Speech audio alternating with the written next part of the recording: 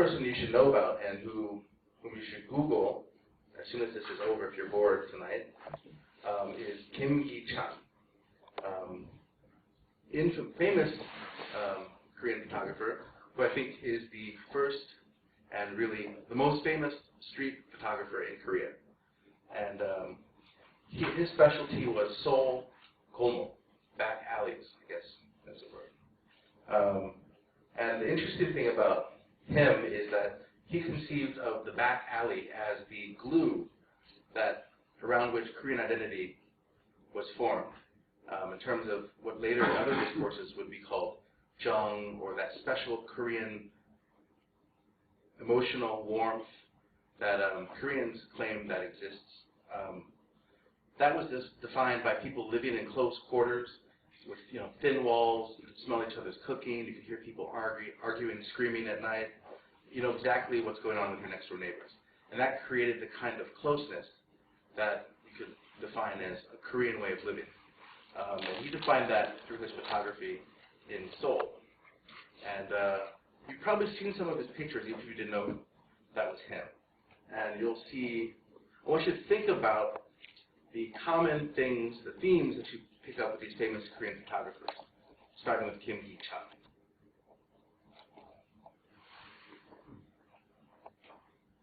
And we're going to kind of fly through the old Seoul.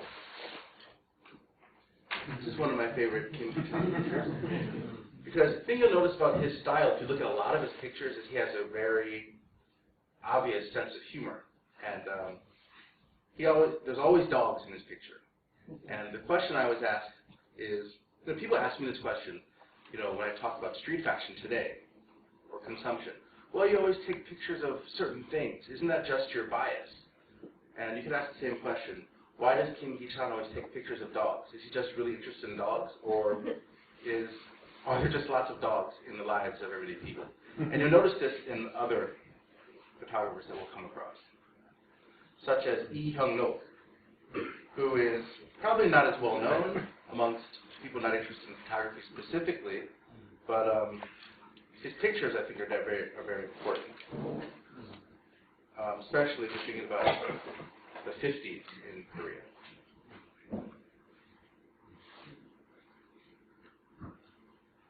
Like this one.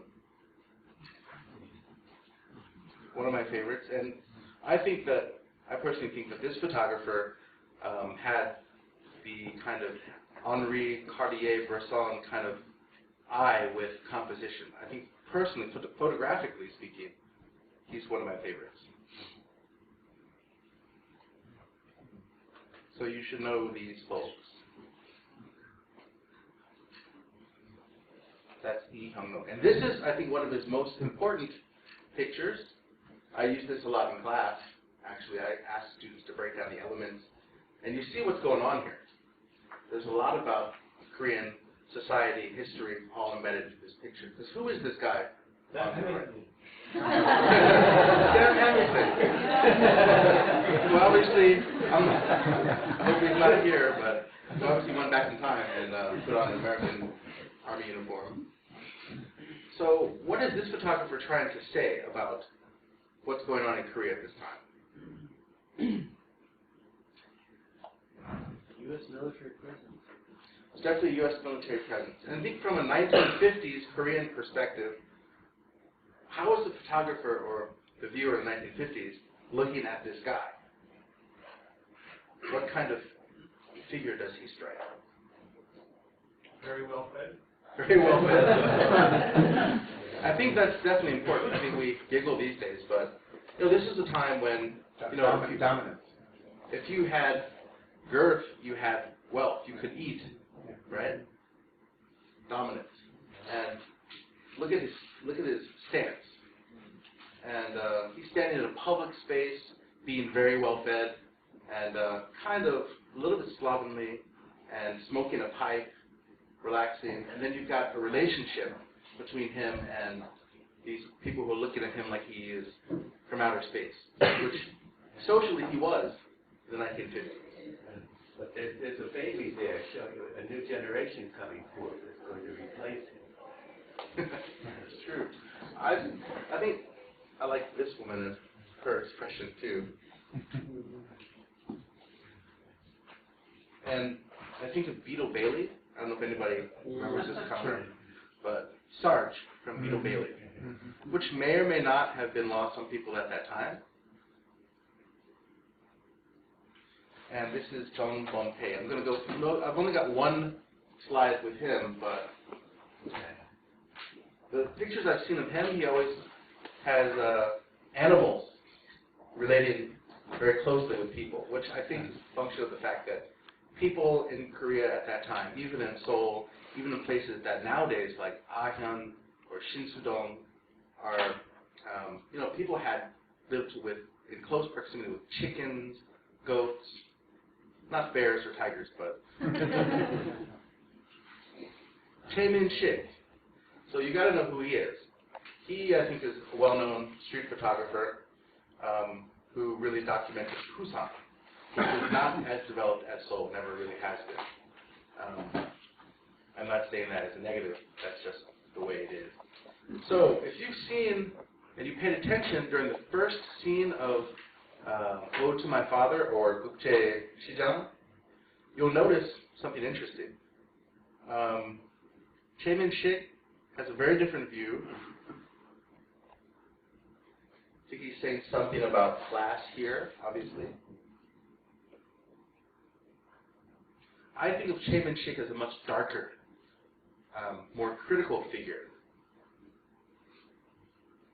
You guys know this guy. It's a very famous picture. And actually, at the beginning of Gukjae Shijang, I was really surprised and kind of tickled by the fact that they had an actor playing this guy, hopping along on one leg, selling newspapers in the opening of the film. And if you watch closely, they also had a little girl eating guksu. If you remember that. So this is one interesting way in which I think photographers, much more than we think, kind of seep into the public consciousness, especially as artists talk to each other. When this director, who obviously is looking at archival pictures and knows the photography of this time, is looking for an accurate representation of that time. Suddenly these photographers who, most Korean people don't know who they are, become much more important because they really define how people remember. And this is another good example. Im Eun-shik, who I think name-wise is not necessarily a famous person, but this picture, importantly, I think, for Koreans in the audience, you know that you've seen this in your textbooks. Yeah. And what do the Chinese characters say on his sign? Looking for work. Right, looking for work, hujing, right? So, but the important thing the textbooks often point out is what's the contrast here? What do you see over his shoulder? Two guys, ajishis in business suits, shaking hands, looking like they've got business to do, right? They're obviously employed and doing something while this man isn't. So there definitely is a way that there's an image, I think, because sometimes these pictures these days are a little bit political without meaning to be.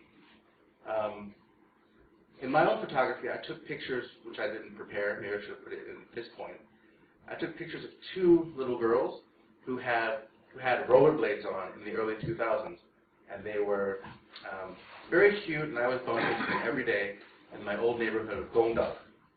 And nowadays, that back alley has become Jaya Patu. Right, that whole alley has disappeared, as did the train station. But, they lived there at that time, and they would rollerblade every day, and I just decided to take their pictures. And I showed that once in a forum like this, and the reaction was very negative, because it was said that it made Korea look, and because it was black and white and on film, it made Korea look backwards, poor, and undeveloped, which is something that nowadays is a very sensitive, I think, sore point with a Korea that's very much looking to appear, glass and steel, modern, hyper-developed. In fact, that was an issue with the Avengers shoot. One of the, I heard through blogs, so I don't know where this information exactly came from, but I heard through the internet that one of the contract stipulations for the city was that you couldn't represent Seoul as a poor, undeveloped country. That was a major concern that the city planners had when agreeing to allow Seoul to be blown up and filmed for Hollywood. So I'm going to bring you back to Kim Ki-chan, one of his famous pictures. And anyone know the background of the unibrow? There's a comedy program. What was the name of that program?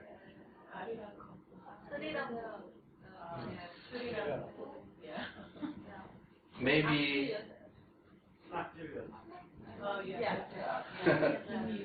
Kim Mi-hwa, who I had in one of my classes at Hongdae, but not that same Kim Mi-hwa.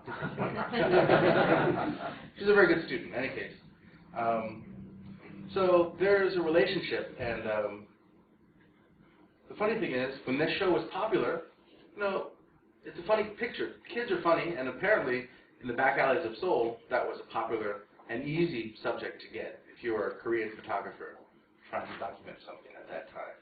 So you see that relationship a bit there. But I want to move away from Korea, talking about historical constructions, images of one's own country. And I want to talk about Robert Doisneau. And that was after this pronunciation, I'm pretty sure about, because I asked several French students in my classes, teaching photo classes, the proper pronunciation, because I've heard it all kinds of ways by American lecturers. I'm pretty sure it's Doisneau. Yes. Okay, good. I studied German in school. So, when you think about Paris, what do you think about? Romance, couples, walking along, accordions, things like that. And I definitely know that you've seen this picture. I think this was one of the most popular dorm room posters of the 1980s and 90s. So I saw it everywhere, in America in any case. So Robert Doisneau, I think, was important for building a clear image of what Paris looked like. Could I ask a question? Yes, please, always. Can you go back to the previous photo? Sure. Would you French influenced by Americans to make the photograph? Would the French be influenced by Americans? I definitely think that there's probably a back and forth. Maybe French were watching American films and had a sense of what. Okay, I shouldn't. Okay. Probably there was a relationship between how people saw maybe filmic images of how couples behave and how they themselves should behave, or maybe the range of possibilities within which they could behave. And I think the same thing is happening here in Seoul. So I don't know what was happening in Paris in the 1960s, but I'm pretty sure that in a country like this, where I know for a fact, I had a girlfriend here in 1994, 1996, when I was first here, and we didn't hold hands in public. We didn't do any of this stuff in public. And I think nowadays, it strikes me this is a very different country. And I think that you see Koreans who expect to be able to walk, hold hands, touch each other all over the place, kiss, go into dark corners, because people at least still go into dark corners to do this, and have public displays of affection. I think a lot of that comes from film and television. And that influence, perhaps you could say, comes from the United States, because there's a lot of popular culture here. But maybe the same thing was happening in France, although I don't really know. That's French. It's French. She's thinking of the famous photograph, I think, in Times Square at the end of the 1945, end of the World War. Ah, yeah. soldier kissing his girl. Yeah. The nurse, whom he didn't know.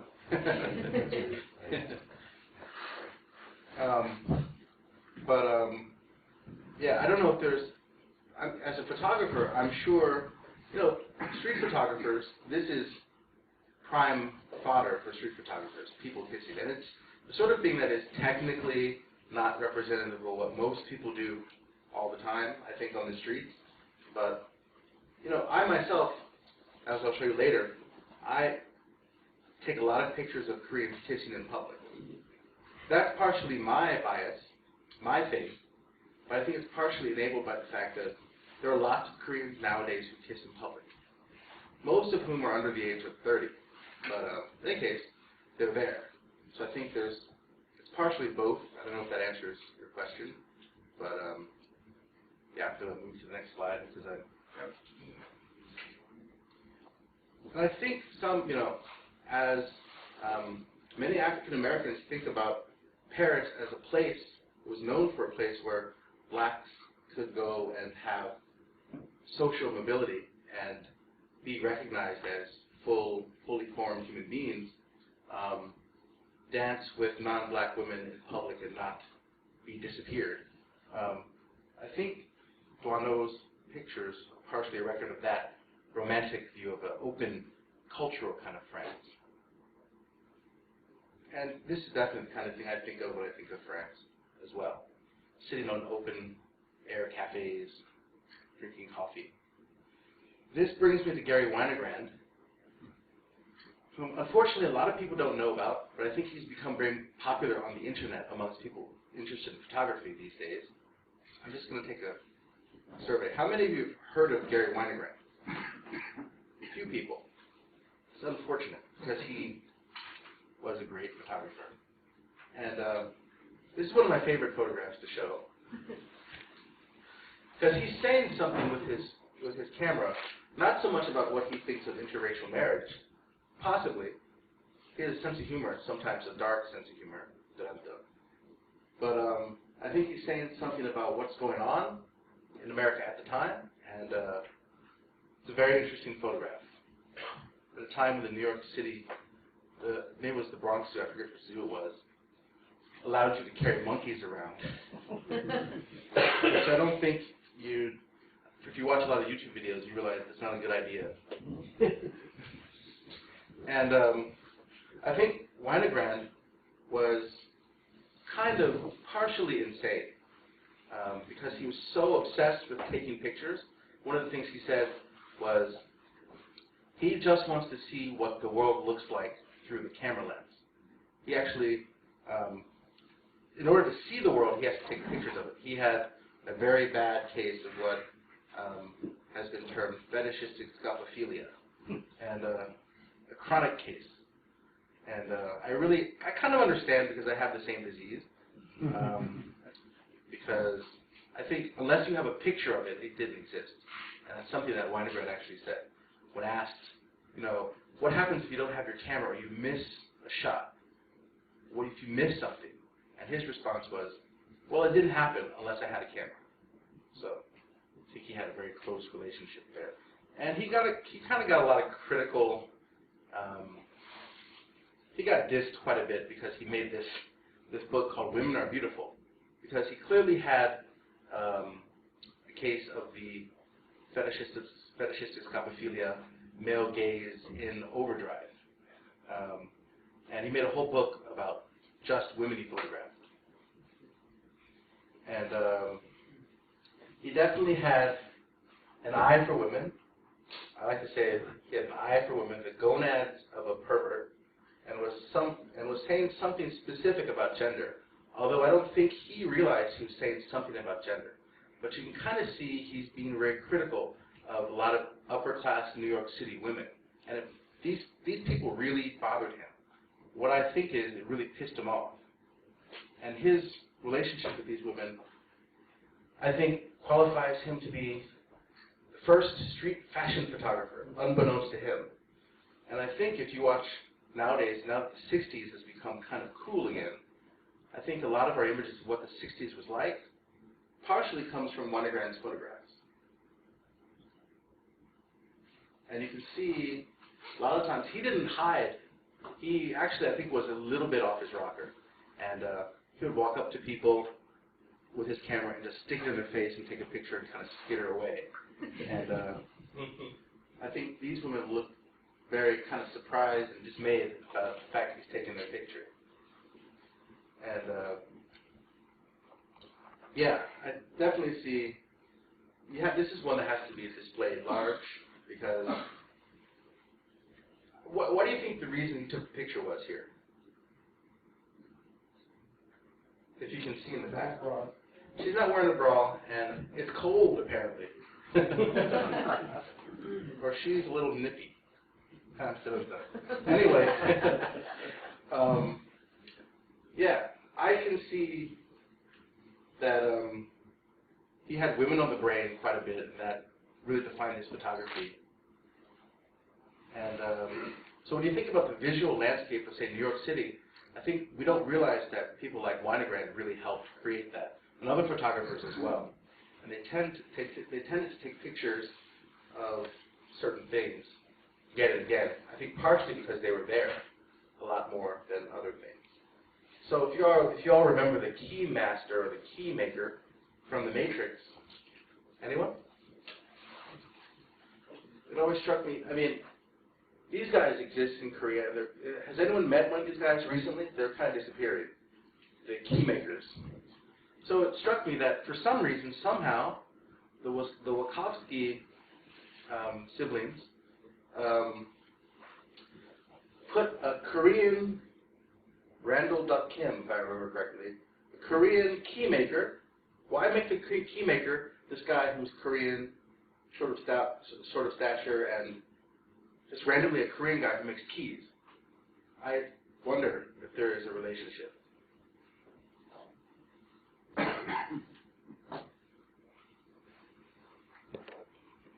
So this brings me to my photography. This is where it gets weird. So I actually came in to Korea in 1994, but I didn't take pictures of anything. And I consider myself a photographer since the age of, since 5th grade or so.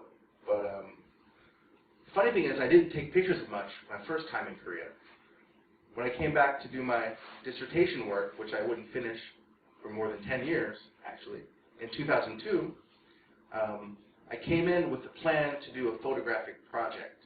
And a lot of that had to do with street photography, which was part of the plan, and it ended up being my kind of encounter with Korea and how I was processing living in a city like Seoul, which I thought would be a great place to do, this kind of old-fashioned black and white film street photography, because there's such a mix of old and new, of open and closed, crowded spaces, markets next to, like Namdaemun being next to Myeongdong, that kind of contrast.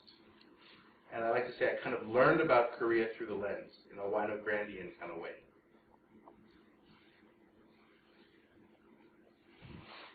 Okay, so this is where it gets kind of tricky, because I'm going to leave this nice and safe program that's working well so far, and I'm going to go to a piece that, from a photo essay I shot in 2000, mostly as practice for a proposed documentary that I was supposed to do, but kind of fizzled when I eventually came to Korea. But I was documenting the growing Korean American community and a group of Korean Americans known as KYCC, the Korean Youth Cultural Center. They're a group of Pungmul players who were busy being as Korean as possible in Oakland, California. And let's see if we can get there without something bad happening. Okay.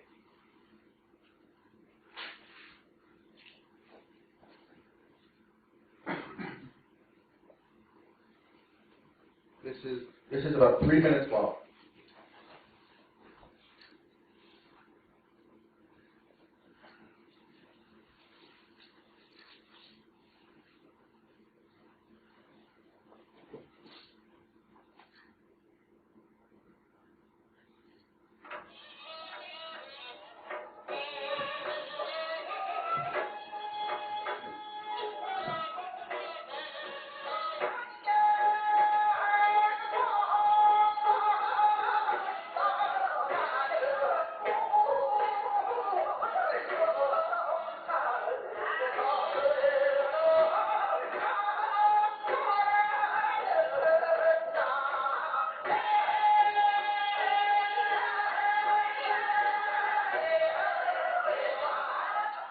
So this section is pretty much establishing who the characters in the film documentary would be.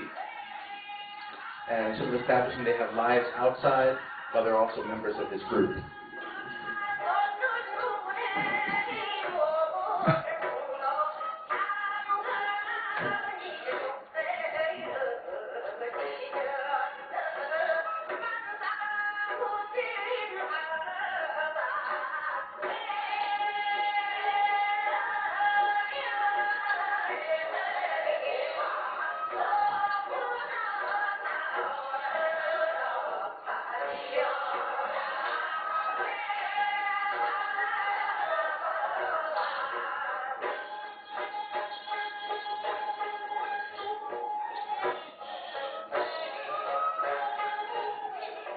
What I'm saying here is, oh, there's a white guy in this group.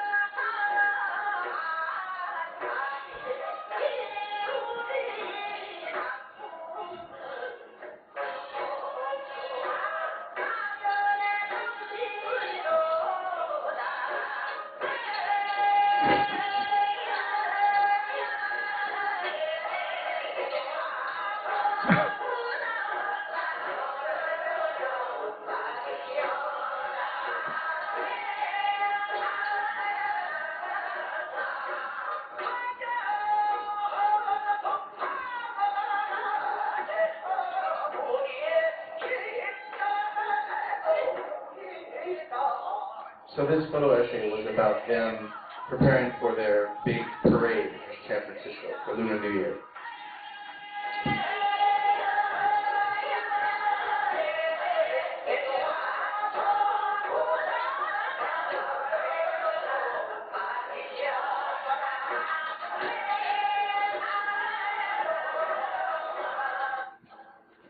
And that's that. We made it to the end. Okay. So that's how I came to Korea in 2002, fresh from advancing the candidacy in the Ethnic Studies Department at Berkeley, thinking about the performative nature of identity, something we'll come back to a little bit later in this presentation. But full of these ideas, I wanted to come and document what Koreanness was.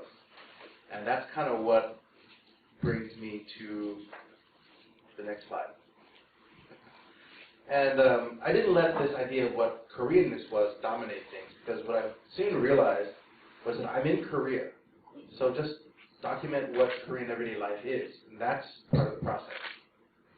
So this is one of my favorite ones. This is true, pure street photography, where it doesn't have a meaning, it doesn't have necessarily me trying to say anything. It's just documenting what I see on the streets around me. This is a funny moment where, I see lots of couples in Sincheon, and this guy stole his girlfriend's ice cream cone and ate it, started eating it. She kind of gives him a look of, what the? And it was just a funny moment. I think that partially defines everyday life here. And I'll talk about Korean spaces later. This kind of sets things up, but time to look at pictures. So I also had this sub-idea that I'll return to later in my street photography, that I wanted to take street portraits of everyday people, environmental portraits of people doing the things that define them, at least to me, in those natural spaces. These are girls I used to see all the time in subways back in the early 2000s. Middle school girls who sell these little duck things. And I don't know why they're not there anymore, but they were really popular at the time. I asked these girls, did you make this all yourself? You prepared all this stuff yourself, right? And they're like, yeah, buy it. I'm pretty sure, I was told later that they probably didn't make it, and they just buy it really cheaply somewhere and sell it for a profit. But, me being the dumb foreigner, right? I believe them, or acted like I believed them, because I had no particular reason not to. They were there always? Not These- a special day, like No, they're always there. And these two girls, they're always at this point in the Gongdeok subway station, they're always on this level of the stairs, outside exit 1. But they stopped being there not too long after 2003, 4-ish. Maybe the profit margins weren't enough to support a middle school girl lifestyle. They graduated from school. Huh? They graduated from school. But weren't replaced by their juniors. This is another pure street photography shot. Doesn't mean anything. I don't know if it says anything about Korea, but kind of. And I didn't really realize at the time. I mean, I was most struck actually by the two officers walking with their, briefcases. You see army people, military people all the time on leave in the Korean streets, but you don't often see officers. They're walking in lockstep, dressed exactly the same. But I just liked her umbrella, and I started taking lots of pictures of young women with dogs. And I think that's when I started kind of thinking about conversation, about consumption, and conspicuous consumption specifically. That'll come up later. But some of my photography was purely anthropological, kind of. And, when a friend asked me to do her wedding, I overdid her wedding. I really got into the rituals, not ancient, traditional kind of Korean rituals, but the rituals of the wedding hall. And so I just started getting into these wedding hall pictures. When I had friends who had weddings, I would just offer to do their weddings. Just the wedding hall parts, the getting ready parts. The parts that generally the Korean photographers wouldn't do. And black and white kind of documentary style was kind of the thing in wedding photography at the time. So they were pretty happy. You can all still hear me, right? Okay. And I started noticing that more and more pictures of women started showing up in my pictures, as did other people saying, why do you always take pictures of women? I don't know, I like taking pictures of women. That's the best answer I could come up with at the time. And this particular picture took me about 30 minutes to get, because I wanted to get just the shot with her obviously being impatient because she's waiting for somebody to come, and showing that, photographically, while also giving the sense of time passing, with the blurring people, walking past her. And that takes dedication, to wait around, or just being really, really weird, to wait around for 30 minutes and taking pictures, and not get caught, which I'll come back to also later. This is a little bit anthropological. I took lots of pictures of things that I found to be weird, like Christmas cakes, which is unusual in my culture, until I think I realized from watching Love Actually, I think in 2004 or so, that romance and Christmas had been forever linked, even into the West.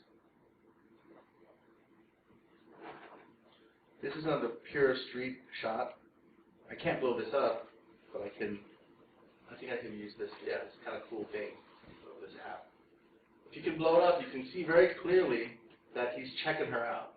And to take a shot like this, you kind of have to know the environment. You have to know he's going to do it. Whatever's going to happen, you have to know it before it happens, kind of. Otherwise, your camera won't be up and ready to shoot when it happens. So at this time, this was an attractive, fashionable azashi in Namdaemun.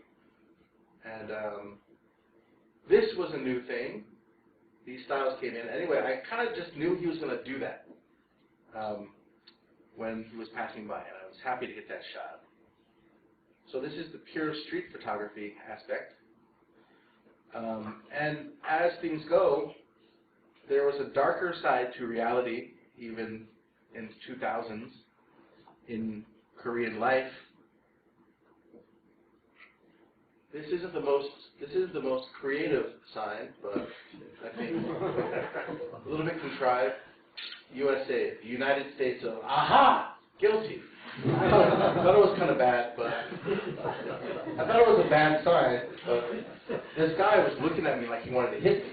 So I decided I wanted to capture that kind of negativity towards foreigners, of which there was a lot at the time. In fact, that's one reason I stopped taking the subway in 2002 as a foreigner and learned the bus system, because I got so many people starting problems with me in the subway that I just said, you know what, I'm just going to skip the subway. Buses, for some reason, I don't know why. I still don't have a theory as to why this is. Nobody really starts fights with me on buses. Maybe it's just because it's not underground or there's the sun or something like that. But in any case, there was a little bit of a darker streak here. And you guys remember the two middle school girls. I don't know if you remember, but you might have heard.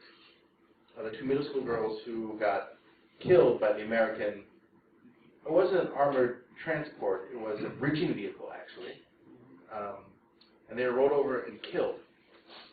That started a huge anti-American upsurge. And lots of things, I was kind of angry as a photographer, as an American too, not at the protesters because they're anti-American, but because I had kind of believed the facts as they were told to me, that the United States didn't apologize, which wasn't true. The United States refused to pay compensation, which also wasn't true. And I later found out that the people who were asserting this, most of the NGOs at the time, also knew these things weren't true, but were still spreading this information around. But I was just busy documenting what was going on. And sometimes the occasional negative things towards me, like in the last slide, but it occurred to me also as an American that maybe it's in bad taste if I were these girls' parents. Maybe it's in bad taste to parade their funeral pictures around alongside, and this was a common thing at the time, alongside the pictures of their dead bodies on the scene of their death. Which, by the way, if you've looked at those pictures, which were prominently displayed in lots of demonstrations, you would know that that armored transport, that bridging vehicle, had rolled over them, and their intestines had been pushed out through their anus. And there was a horrible sight, but documented and definitely spread around the internet and put on posters. So it occurred to me that maybe if I were the parents, I wouldn't want my daughters to be the focal point of some huge anti-American thing. Something I said at the time, I said, well, maybe that's not a good idea. And people said, no, you're American. You can't say that. You're just defending me. I'm like, no, that's not actually what I'm saying. Actually, if you were the parents, would you want this to be happening to your daughter's images? And yeah, actually, I was kind of vindicated, not in any public way, but 월간 초선, of course, 초선, 월간 초선, had an interview with the parents a year later, and that's exactly what the parents said. The parents said that they had asked the organizers to stop using images of their daughters, which they didn't do. They just ignored them completely. And they had said, we don't want to be involved in anything anti-American because we're actually not anti-American. But yeah, in any case, about that time that interview came out, I noticed this picture. And what struck me about this picture is, semiotically speaking, I mean, they almost look like funeral pictures themselves. Well, I can use this fancy thing. You've got black bands being invoked, and their facial portraits, and they're being called by their first names in a familiar way, which is exactly how the two middle school girls, Misun and Hyosun, were called. People said things during the protest like, Misun and Hyosun, we will not forget you. Right? We're going to keep fighting for justice, that sort of thing. And this is a remake of a Korean traditional ghost story. It's promoting this modern movie that was timed to release on just about on the 1-year anniversary of their actual death. Not the 1-year anniversary of the verdict, the not guilty of negligent homicide verdict that caused all the anti-American reaction. But to me, it was a kind of a weird timing and weird use of their images, of this kind of image. So that's the sort of things I was picking up on in my environment in Korea. But this image really was unpopular when I showed it in Korean venues. And people would always ask me, how can you show that image of Korea? Or why would you show that image of Korea? And I said, well, it's because it's there. That was, I mean, that's still my answer pretty much. But I also have a real pride in this picture because at the time this picture was really hard to take. Not in the emotional way, but it was easy to take. For me, I wanted to have this picture because this was a reality that I had seen. But technically it's a hard picture to take. I took it on 1600 speed, special Fuji. It's the fastest color film you could get at the time because it's really dark in the red light district of Cheongyangni, which is where this was. Which is still there, by the way, contrary to whatever the newspapers are saying. It was great because I got a moment when two guys were passing by and the young lady is, hey guys, busy? Trying to get them to come in. And the thing I liked about the picture that's perfect is, for those of you who are concerned about Chosankwon Chime, which is, concern here in Korea, it's a perfect picture because you can see her facial expression. I don't know why I keep going over here when I can use this fancy thing. You can see her facial expression enough, but you can't really make her out. If she were your cousin, I mean, she's got so much hair, extensions, and makeup on that you probably wouldn't recognize who that person is. So she's safe in terms of her chosankwon, but still it's enough to make out what she's doing. But I think that speaks to that concern that this creates a certain image of Korea. As some Koreans said to me at the time, and how I learned the phrase, 나라망신이야. And I'm like, 나라망신, like the reputation of the nation being destroyed, that kind of thing. People were concerned about that with this street photography.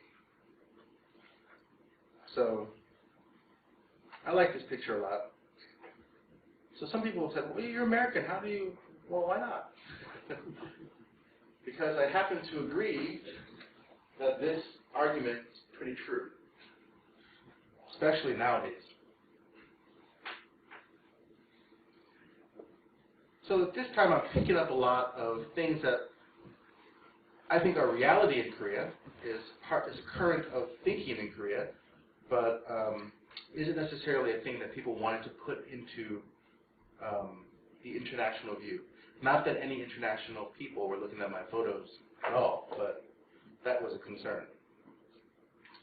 But then my interest in pure street photography, kind of shifted. It didn't change, but I had noticed that I started to have an increasing interest in how women were busy with being women. I'm going to come back to that in a minute.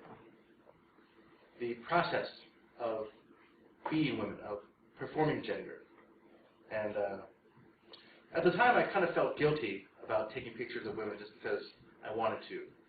And I think the economics of film, I worked it out one time. Each shot that I took worked out to be about 25 American cents.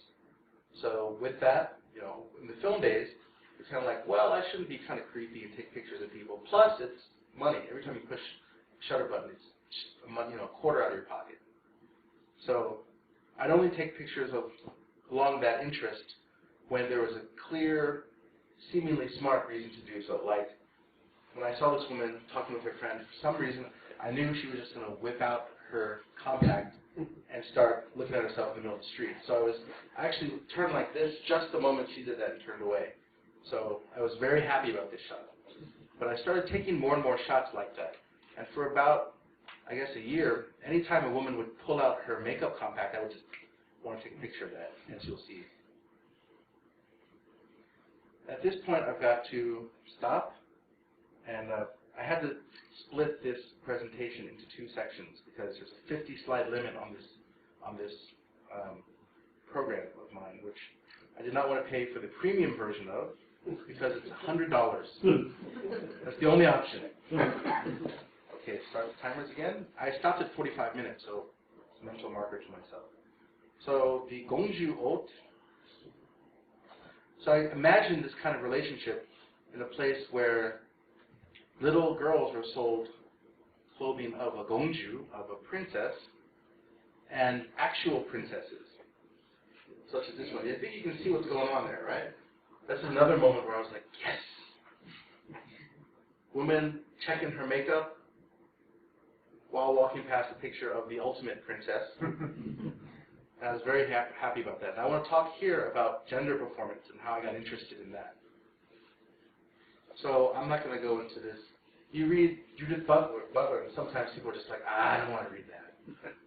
Because it's just, one sentence is a paragraph, basically. But it's the idea that gender isn't a thing that's real, right? We all know that gender is constructed. But how is gender communicated? How is gender created? How is it argued? Basically, it's performed. Gender is in the performance of gender, which is a simple way of saying all the stuff she's saying here. So you perform your gender, you perform your race, you perform your identity. Not saying that it's fake, but saying that that's how you understand that identity, is in its performance. I think sometimes people confuse that, say that somehow people are faking their identities, if you're saying you're performing blackness. I've always thought the one reason that rappers from the late 80s, like Ice Cube, is a good example, quickly and easily transferred into convincing film actors, is because they were so good at performing identity in the first place. To perform it on film or for the camera is not that big of a jump, which is why, if you watch closely, that's why Ice Cube is actually a really good actor. I don't know if he's going to win any Oscars with his roles, but I don't even know if you know who Ice Cube is. No reaction to that. So again, this is me kind of chasing after that idea in the photography.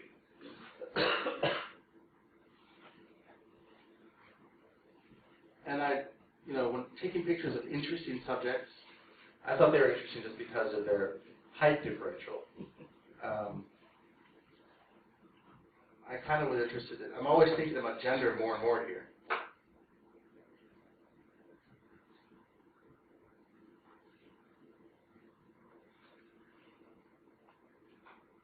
This was in Chuncheon Station.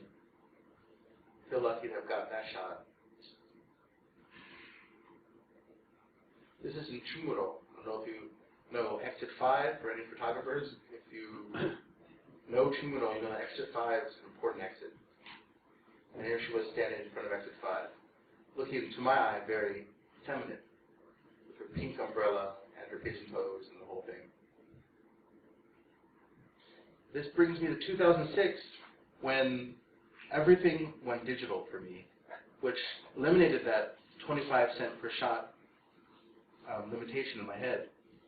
And fashion actually helped make that process happen. Because I had a friend who wanted to do a series of pictures for her online shopping mall, and I realized that I couldn't do that without costing a lot of money with film camera. And so she agreed to pay for half of a digital camera, which I thought was a good thing. I think I was underpaid, but there's a lot more pictures than I thought. And I moved to digital and then took a step in the right or wrong direction.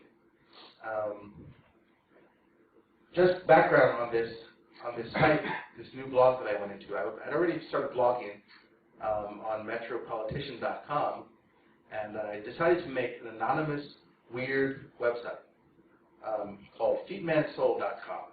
And at first it was anonymous because I was so embarrassed about doing this. But I was later outed, or came out, as the maker of this site. So I was actually really angry because I got into a book deal that went south because it was supposed, the name of the book in the series was called Seoul, Chaemin and Jiok. So, An Interesting Hell.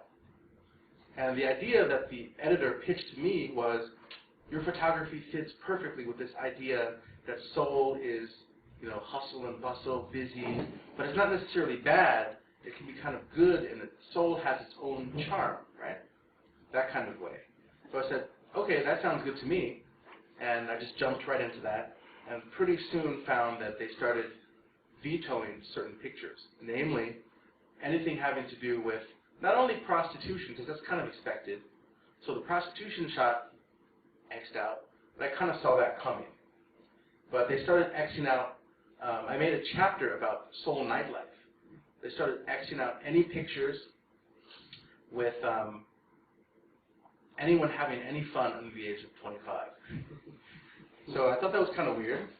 So I was mad because after a certain point, I said, you know what?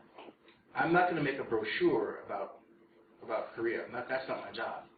And so I said, you know what? I can't make a book with my name on it with the ideas that you guys have now.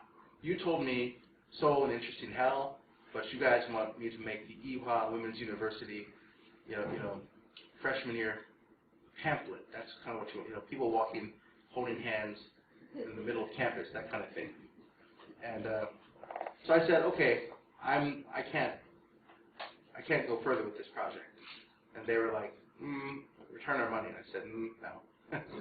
Because actually I did a lot of work for this, and you guys are messing it up. You guys are, becoming Big Brother. Anyway, long story, not short, but I decided that, I was kind of intrigued by the fact that you could take a picture and technically it didn't cost you any money. So me and my girlfriend at the time decided that, I decided that I would just start taking pictures of random women whenever I wanted. And I was kind of scared of, getting into some trouble. So the idea was to make some kind of fashion-related thing. And at the time, in the States, the kind of fashion-related blogs that were really popular were shoe blogs. That was a really hot thing. And if you remember, in Korea in about 2006, that's when all the fashion newspapers, there are lots of stories about shoe, online shopping malls. That's when also, unfortunately, if you remember this, the Sex and the City thing was at its peak. And people were starting to talk about Manola Blahniks in Korea, right? Koreans are not the kind of people that have ever been concerned about $800 shoes, right? Until a certain time. And suddenly I started noticing that people are really into their shoes. So I said, if you want to make something that's kind of popular, kind of interesting, and kind of photographically, artistically challenging, and doesn't cost you any money to do, why not just take pictures of shoes? So I said, why don't we do that? And actually, I had my girlfriend at the time kind of running interference to make sure that I didn't get caught. She was a distraction.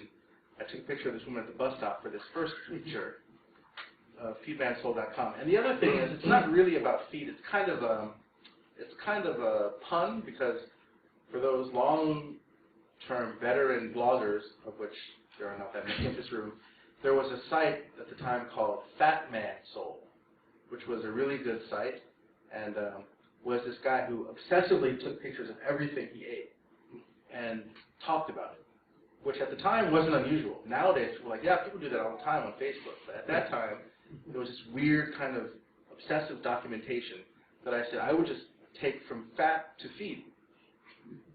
And that's what I did. And it was anonymous for a while. 10 minutes. Yeah. I'm going to whiz through these, hopefully. So I started making this blog, and it went from overt obsession with shoes and trying to make, something not very artistic, kind of artistic, into street fashion, which was starting to become really a big thing in the West. But, yeah, at this point I want to talk about chosankwon. And this is usually the point when people start asking, what about the legality? And, Koreans know the term chosankwon very well. And I want to clarify what's going on there. And one of the limitations of documenting the landscape of Seoul in Korea, what have you. So chosankwon, chosang means your facial image, and kwon is like the right, or the right to control one's facial image. I think this is a central factor in shaping the attitude towards photography and street fashion photography, which is one reason, actually, not to continue reading off the slide, It's one reason that I think street fashion photography, if you think about it, shouldn't really exist in Korea, because people are really concerned about this concept of chosankwan. And there's a low level of social trust. People don't really trust other people on the streets of Seoul, especially to take their picture and go do something with it, which was a big problem when I started doing that. And I just put in a blank slide there. Okay. So if you want to get into the legality of things, I just sort of skipped around.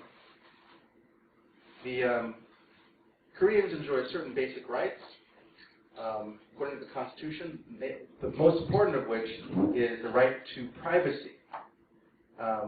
In the United States, for example, the right to privacy is linked to the space that you're in, whereas in Korea, it's linked to your reputation, your face, losing face, right?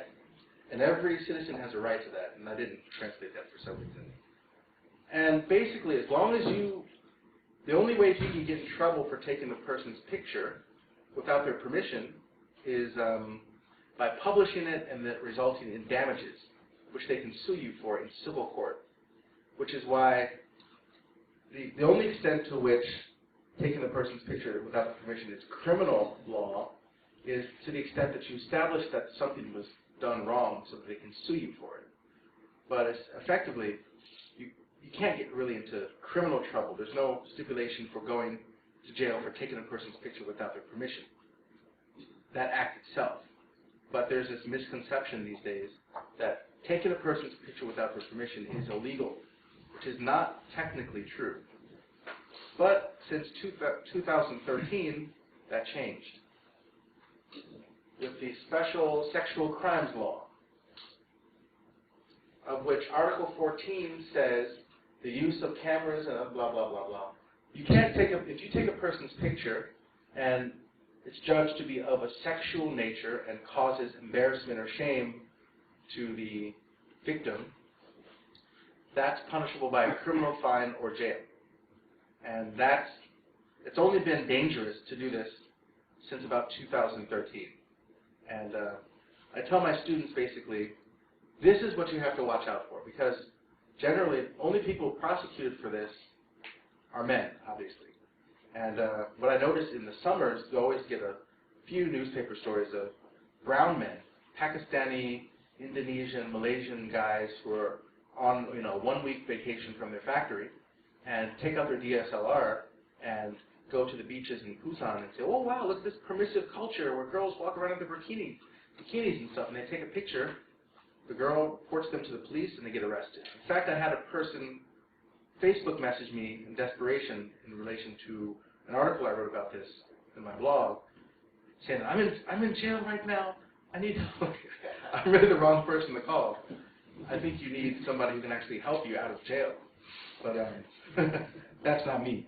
I blogged about it a little bit, but yeah.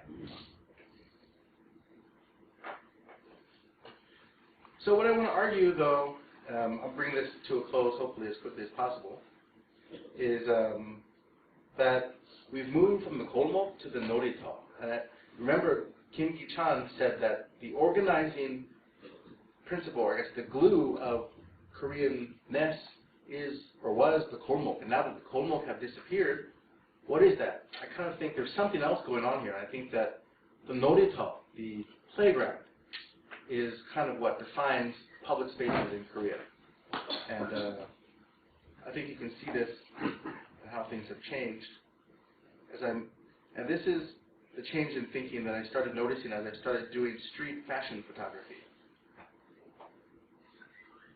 And what I'm arguing is that people consume or use public spaces according to their desires nowadays, something that would have been pretty unimaginable to do even 20 years ago. Because I think there was a higher expectation. You're in a public space, you have to conform to your social role, especially if that's related to gender and your age and things like that. But nowadays, you can walk around and see high school kids in their uniforms holding hands and doing more out in public. And there was a time in Korea where an adult could come and scold them for that. But nobody does that anymore, because everybody expects to be able to be who they are, to express themselves as consumers. And what I'm going to do is take you to Yongsan in 5 minutes. This is one run. Oh, I just went to the next slide.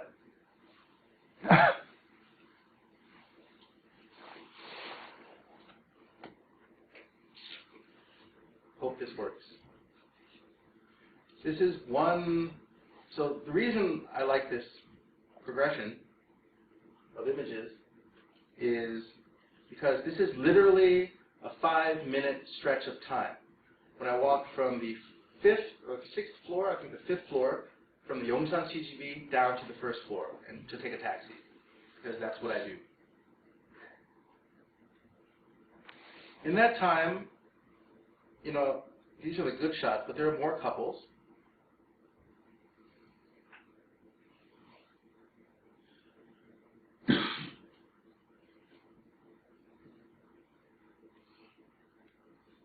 Okay, I think I skipped a couple. But I came across several couples out being very public and cute in their displays of affection. And it was topped off by getting to the 1st floor and getting to walk right in front of a couple that was kissing in front of me. And that was pretty interesting to me.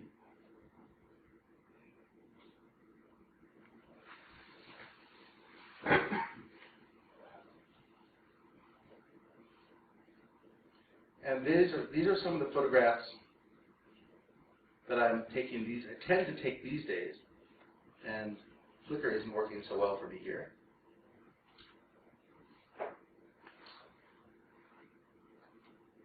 Yeah, there we go. So CGV Salla. I'm interested in the way that tradition is also harnessed towards the needs of capital. And this is a time when you notice people carrying strange things around. You know, Starbucks coffee is one thing, but CGV popcorn is another. Come on. Oh, this was working so well. Next.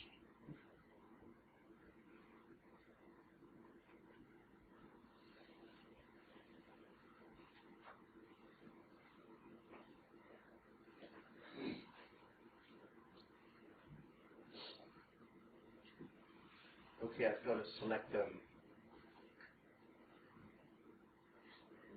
I think you can see kind of what's going on here. From CGV popcorn to the 3rd one, where actually I think I have my laser pointer with me. I don't. I do.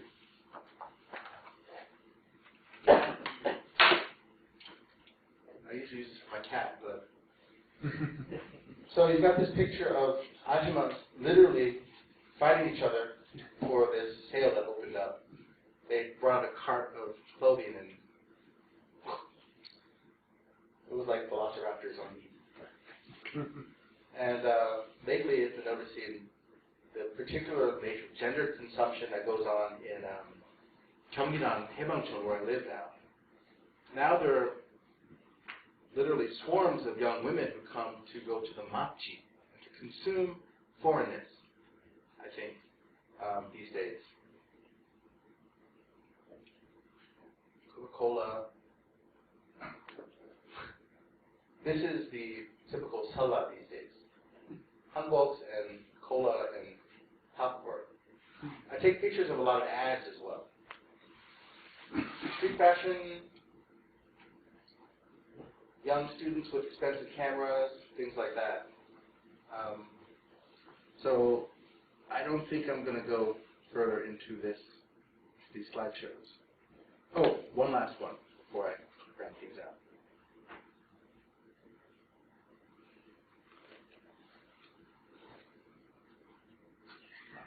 Okay, that's not the link.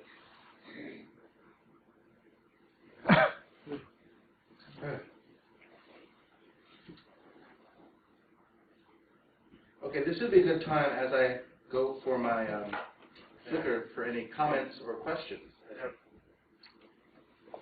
Okay. Yeah. Question time. Thank you very much.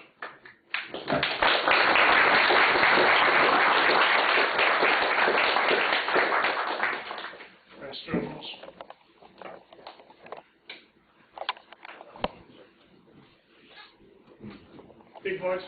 Yeah, all right. First of all, Michael, happy birthday. Ah, thank you. Yes, indeed. Happy birthday. Forgot. And secondly, I was a little interested to hear a bit more about your techniques, especially how they've changed over the years. All right. It seems like early on you were doing a lot of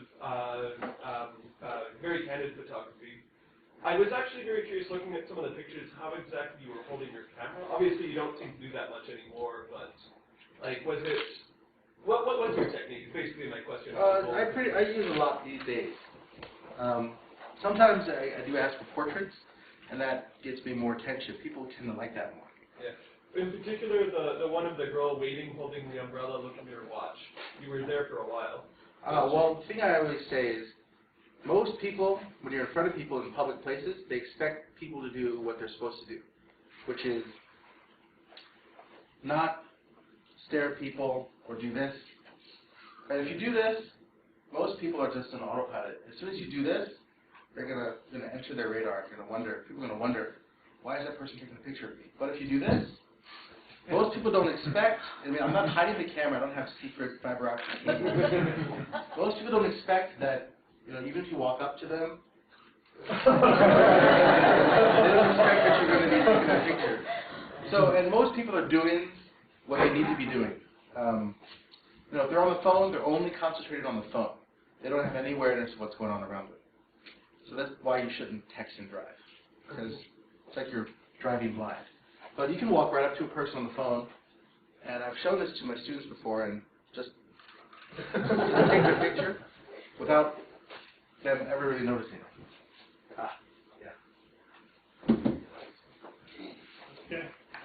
Yeah. In your photos, you show an evolution of women's fashion.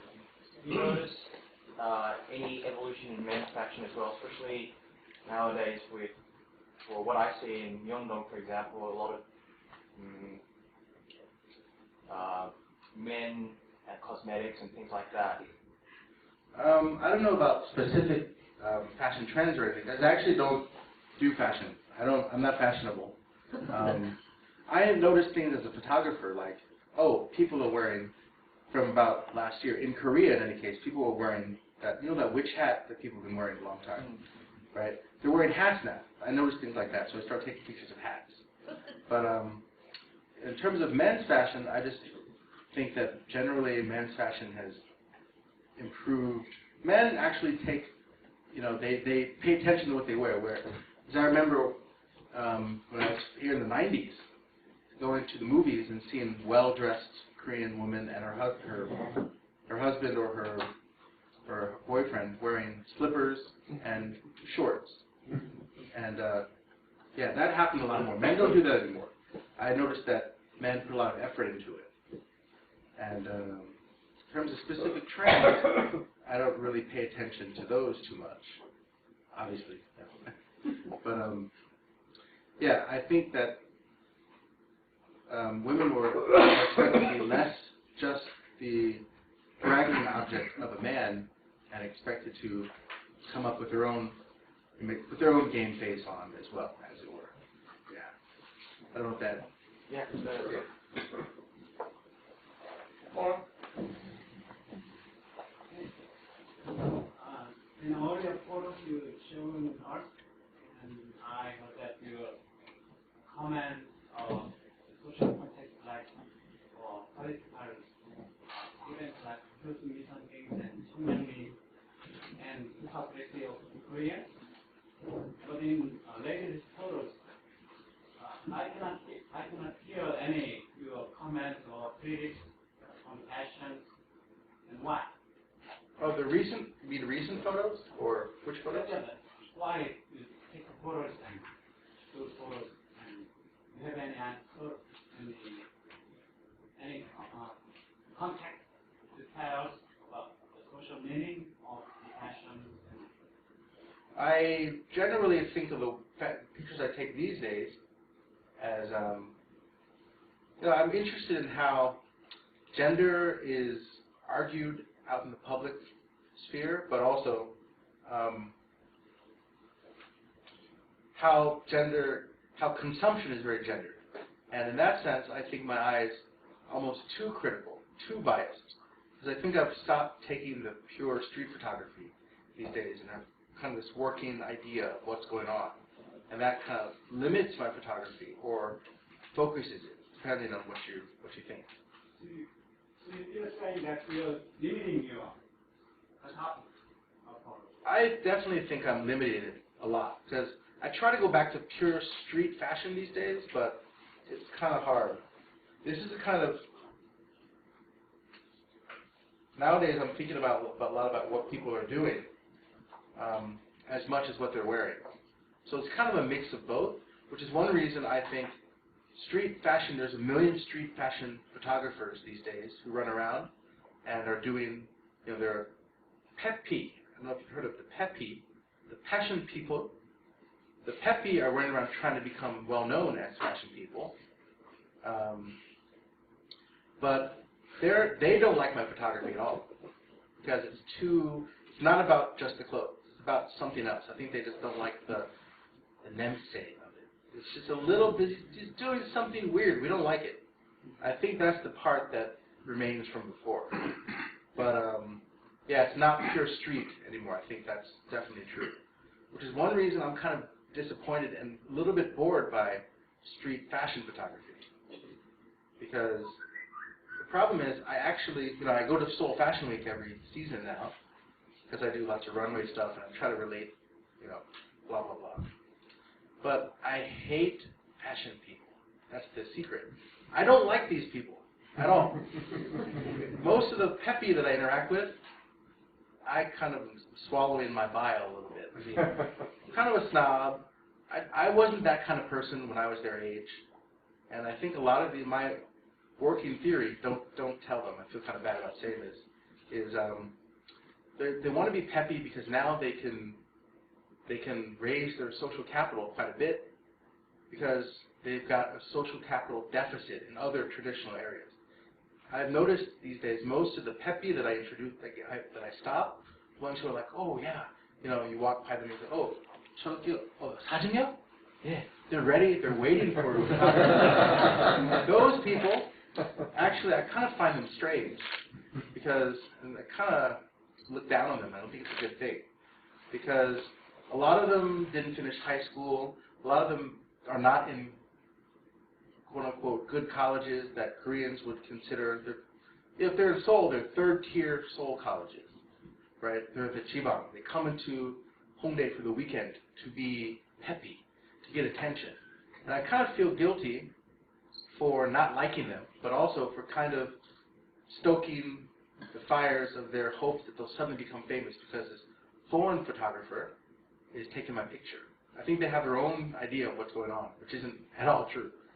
And yeah, I think there's a lot of weird things happening with the fact that I don't actually like my subjects very much. I think that comes out in some of the pictures. I think we have to stop there. Yeah. And we can go on afterwards in private, or if you've got time for a beer. Always have time for beer. It's his birthday too, so once more, thank you very much.